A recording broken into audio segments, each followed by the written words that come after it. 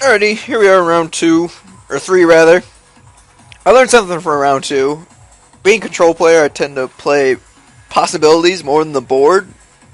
And I think in draft, you definitely want to play the board before you start thinking of all the possible cards that are in their hand. It's better to assume they have junk and just play with what you see. I try to extend the Temblor value when there's plenty to be had right there on board. And 2-for-1s are rare in draft, so pick them up when they lay down there. But it seems like our partner's taking a while, so I'll pause it here in a bit. Alrighty, here we are. Pretty junky hand. But I suppose we'll try it. Hey, what a guy. I like him already. Traveler's Namelet, that's fine. See where we go from here. Forest. Oh, we have our colorful rainbow of land here. Hopefully we top deck a Dark Thicket Wolf. That'd be nice. As long as he doesn't have 2 aggro of a start, which apparently he's going to. Silver Chase Fox, not too bad. Main deckable card. There's plenty of enchantments that can help you. Ooh, I'll be happy with a Mind Shrieker. This isn't looking too horrible. If he ends up killing it, we have a Stitch Drake in the waiting in the ranks. 2 is just fine. Ironsmith is okay as well. Splinter Fright, ooh, that's exciting. But that's not how he works, is it? Well, I guess he'll be nice fodder for the Stitch Drake. That's how I play rares. I don't know about you guys. We'll get it for 1 since I have no plan of blocking. Taking 3 isn't terrible. Someday, well, I think Splinter Fright, yeah. He's not the best in this deck, but I'm not going to stay here and try to justify my misplay. Hopefully he'll just let his Ironsmith flip and not put too much pressure on us. Which is what he did, which sets up our Stitch Drake nicely. Where we can block him for days. Goodbye, fodder. You were good food.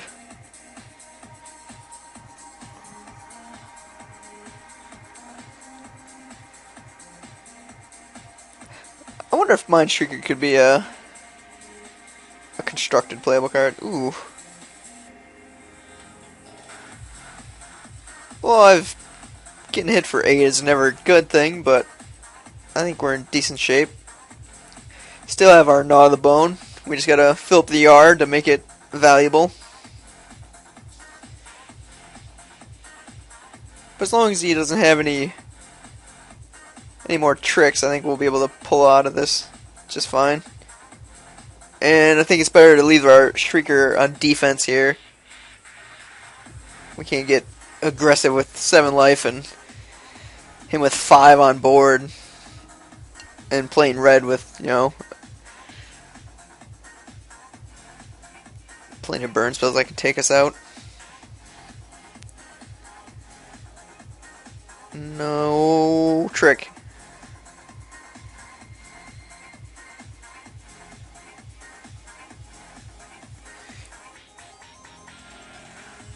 Casserol Wolf is fine. I think we'll mill ourselves here. Just to add some fuel for the Gnaw of the Bone, which we are going to need.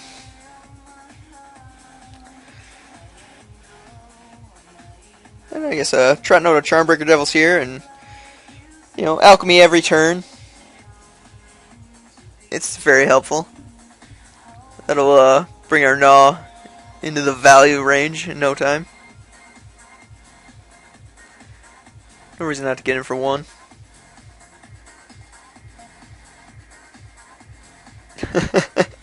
In case you haven't noticed, the audio did not work, and I'm trying to rehash what I said earlier.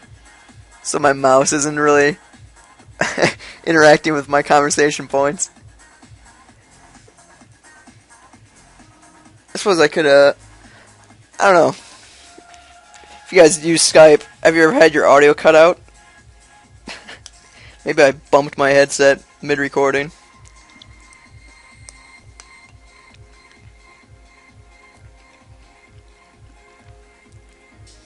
But as you can see, I took the boar over the lands just for another threat to get on board here.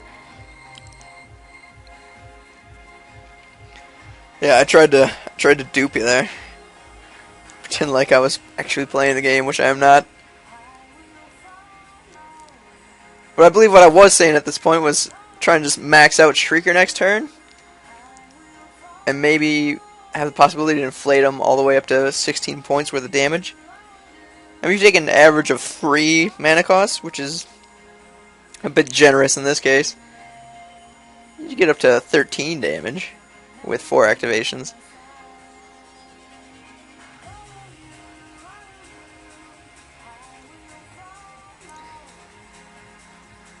Yeah, I was concerned about Cleaver.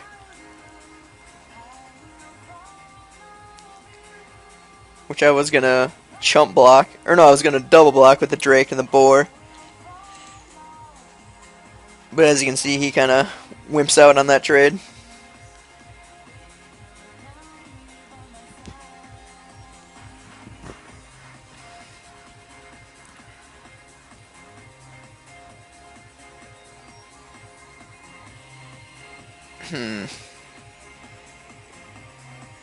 Debating pumping Shrieker.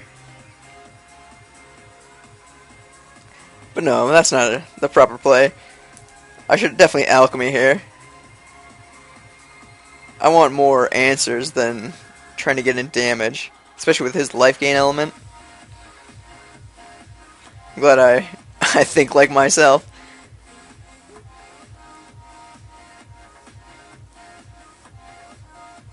And definitely take the volley. Departure to the yard. Wolf to the yard, feeling the gnaw of the bone.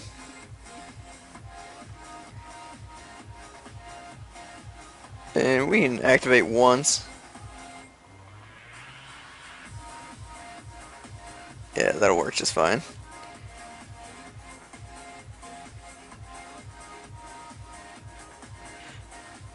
Yeah, if this in the future, if maybe I should just review my play in Magic before I shut it down, and just do the rehash version. But yeah, my plan is definitely to volley the Ironsmith, so I have no problem for getting in for 6 here. Because lifelink is not going to be taking place with a wolf and a fox. So I can definitely foresee me winning this, because I know I do. Yeah, you volley that away.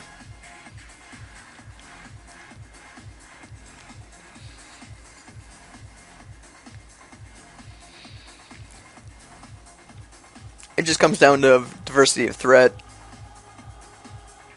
Flying is probably the best, like, old school skill in Limited, I feel. Like, flying's better than trample, better than first strike, better than haste. The evasion is so crucial. And here's where I just went with Charmbreaker Devils. Or no. Of course you don't win with Charmbreaker Devils. That shit gets rebuked. And I wanted to win big cocky style by just swinging with him instead of the team. Where I could have gotten in for potentially, at minimum 7, potentially for the win with a Mindshrieker activation.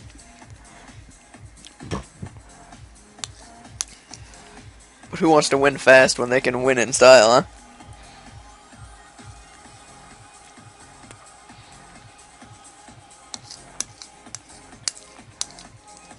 I don't know, on a tangent, I was looking at Dark Ascension spoilers today. The Falconwrath Aristocrat has got me a little worried. I'm eagerly anticipating a white exile removal spell with the Undying and that huge bitch. There's got to be a new Path to Exile, Swords to Plowshare, something at least in that realm of power level. Because there's no spot removal for white in the current standard environment. Yeah, I think I'm just going for the win here. Mind shrieking it up.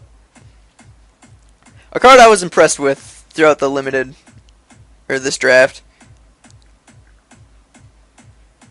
I think he's doing practically everything you want to do for you. Yeah, getting for 8. Brimstone Volley home.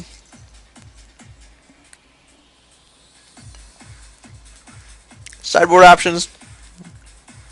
I don't think there was a whole much other than the Ancient Grudge. I think I just brought in the 1. 2 was overdoing it. And as far as things I didn't need, probably the back to the brink. It's a good card, but I don't know.